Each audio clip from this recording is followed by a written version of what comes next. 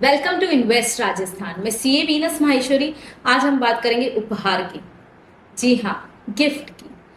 अगर हम tax provisions के अंदर जाएं तो काफी लोगों को काफी कंफ्यूजन्स रहते हैं कि हम कितने अमाउंट तक का गिफ्ट ले सकते हैं, किससे ले गिफ्ट ले सकते हैं, क्या हमारा टैक्सेशन रहेगा, क्या ये हमारी इनकम का पार्ट बनेगा। तो आइए इन छोटे मोटे कुछ कंफ्यूजन्स को दूर करने के लिए हम ये इस पर चर्चा करते हैं। गिफ्ट क्या है?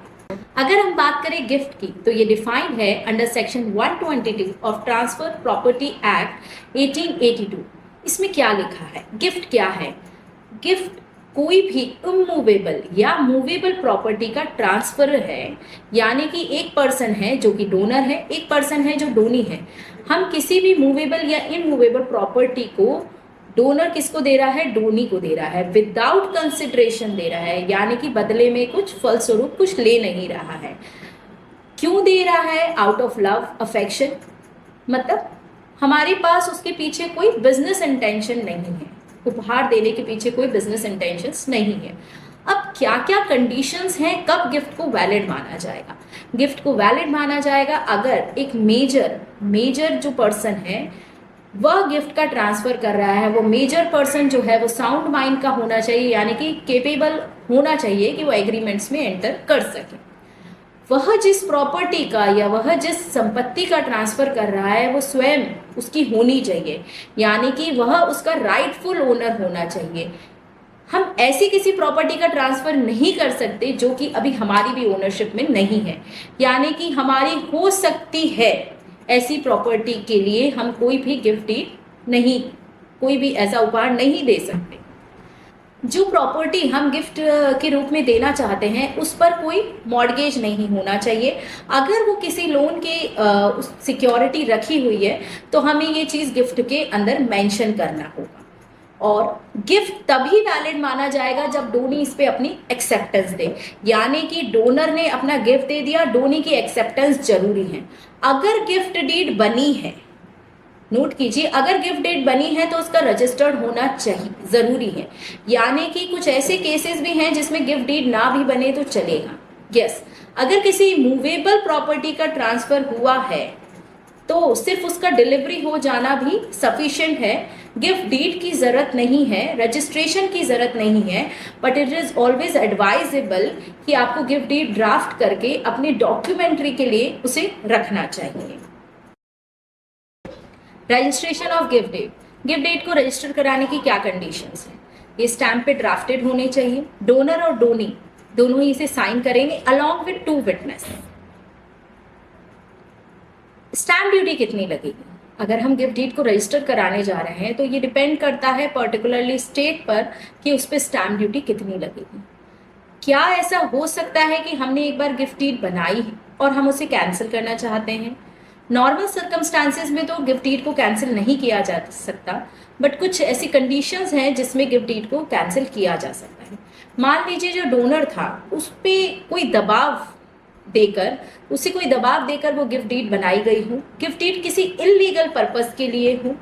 अगर डोनी पर कोई कंडीशंस थी और वो डोनी उस कंडीशंस को फुलफिल नहीं कर पाया तो गिफ्ट डीड कैंसिल हो सकती है। अगर जो गिफ्ट है वो किसी माइनर को दिया गया और वो मेजर होने के बाद उसे एक पर्टिकुलर टाइम पीरियड में एक्सेप्ट नहीं करता है तो भी गिफ्ट डीड कैंसिल हो सकती है। अब हम बात करते हैं कि क्या हम कैश में गिफ्ट एक्सेप्ट कर सकते हैं? तो बिल्कुल आप कैश में एक्सेप्ट कर सकते हैं, but as per the limit defined in income tax, यानी कि 2 लाख से अधिक आप कैश में गिफ्ट को एक्सेप्ट नहीं कर सकते। अगर आप रिलेटिव से लेते हैं तो ये टैक्स फ्री रहेगा, अदरवाइज क्योंकि ये अमाउंट 50,000 से ज्यादा है तो इस पर टैक्स लगेगा। अब मैं एक इंटरेस्टिंग से सुप्रीम कोर्ट के जजमेंट को डिस्कस करूंगी। एक गिफ्ट डीड ड्राफ्ट हुई जिसके अंदर एक इमूवेबल प्रॉपर्टी का ट्रांसफर हुआ।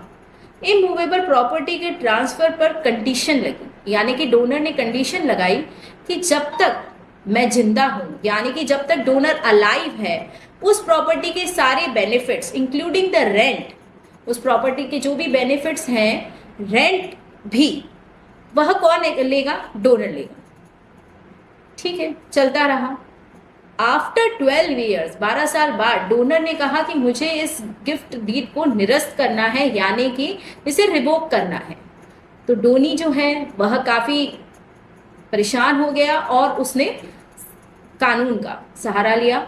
डिफरेंट कोर्ट्स के अंदर ये फैसला दिया गया, अल्टीमेटली सुप्रीम कोर्ट ने भी यही फैसला दिया कि जो गिफ्ट है वो properly with all the due conditions बना था, तो आप इसको कैंसिल नहीं कर सकते। इसमें ऐसी कोई भी कंडीशंस नहीं थी जिसके बेसिस पर हम गिफ्ट को कैंसिल करा जा सके। तो ये जो गिफ्ट है ये वैलिड रहा और ये जो डिसीजन है डोनी के फेवर में आया।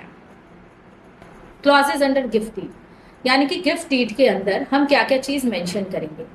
तो पहली बात तो डोनर और डोनी की कंप्लीट डिटेल्स होनी चाहिए। सेकंड, प्रॉपर्टी, जिस प्रॉपर्टी का ट्रांसफर हो रहा है उस प्रॉपर्टी की डिटेल्स होनी चाहिए। जिस समय ये ट्रांसफर हो रहा है डोनर उसका राइटफुल ओनर होना चाहिए। कंसिडरेशन की अगर हम बात करें तो गिफ्ट डीड के अंदर मेंशन होना चाहिए कि देयर इज नो कंसिडरेशन। इस ट्रांसफर के पीछे किसी भी कंसिडरेशन को यानी कि फलस्वरूप कुछ नहीं लिया गया है, it is made out of affection.